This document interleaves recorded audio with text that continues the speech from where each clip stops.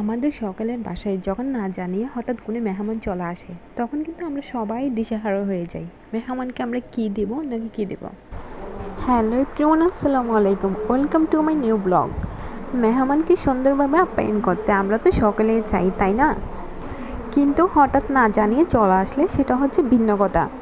গতকাল সন্ধ্যায় বাসায় অনেক মেহমান আসলো, কিন্তু তারা কিন্তু আগে থেকে বলে নাই যে আসবে। সেটা দেখে আমি তো পুরাই অবাক।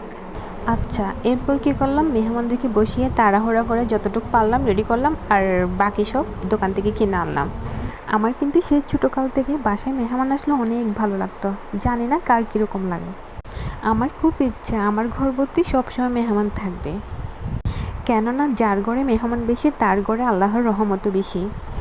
যাই হোক, এই যে আমি এক এক করে সব রেডি করে নিলাম, এখন কিন্তু মেহমানের সামনে নিয়ে যাওয়ার পালা। এত কিছু আয়োজন করার পরও কেন জানি আমার মনে হচ্ছে কই আমি তো কিছুই করতে পারলাম না আমার বাসায় মেহমানের জন্য। আমি চাই আমার ঘর ভর্তি সবসময় মেহমান থাকবে এবং আমি তাদেরকে সুন্দরভাবে আপ্যায়ন করব। ভালো থাকবেন সবাই, আল্লাহ হাফেজ।